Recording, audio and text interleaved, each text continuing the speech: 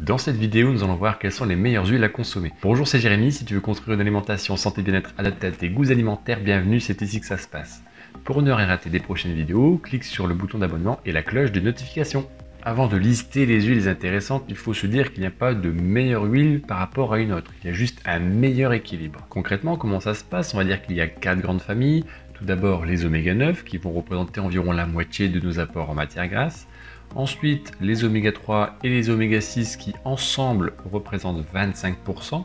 Et pour terminer, les graisses saturées, parce qu'il en faut un petit peu quand même, il nous en faut également environ 25%. Le plus gros problème de notre société moderne, c'est le fait de consommer trop régulièrement et trop souvent des matières grasses qui sont trans ou hydrogénées. Ce sont ces matières grasses industrielles qui ont été transformées, qui ne ressemblent plus tellement à des matières grasses, ou en tout cas notre corps a du mal à les assimiler, à les digérer correctement. Au passage, ils vont être facteurs d'inflammation au sein de l'organisme.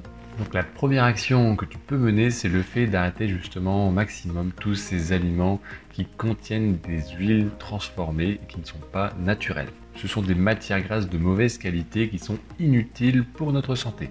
Passons maintenant aux huiles qui contiennent le plus d'oméga 9. On va commencer avec l'huile d'olive, l'huile de colza et un peu plus difficile à trouver mais qui en contient bien également l'huile de noisette. Concernant les huiles riches en oméga 3, on va retrouver l'huile de lin, l'huile de chia et également l'huile de colza.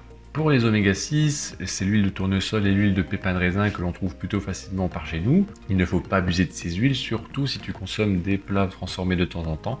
On vient en général mettre des huiles riches en oméga 6. Le meilleur ratio que l'on peut avoir, c'est bien sûr un rapport oméga 3 oméga 6 qui est de 1 pour 1. Si tu arrives déjà à atteindre un rapport de 4 g d'oméga 6 pour 1 g d'oméga 3, c'est déjà très bien. Et pour terminer, les graisses saturées, c'est pareil, nous en consommons de trop, donc il faut limiter la quantité, mais il faut en prendre tout de même. Et là, on va retrouver l'huile de coco, pour une huile végétale, et le beurre comme graisse animale. Les 10 huiles que je viens de te donner là sont celles que l'on trouve le plus facilement par chez nous. Alors, concernant l'huile de lin et l'huile de chia, ça peut être un peu plus difficile, à part en magasin spécialisé type biologique, mais tu peux tout à fait les consommer de manière solide, c'est-à-dire sous forme de graines, donc des graines de lin et des graines de chia.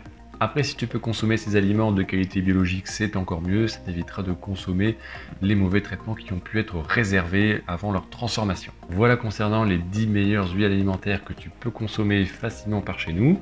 Si la vidéo t'a plu, tu peux t'abonner et nous on se retrouve pour une prochaine vidéo. Porte-toi bien et à bientôt.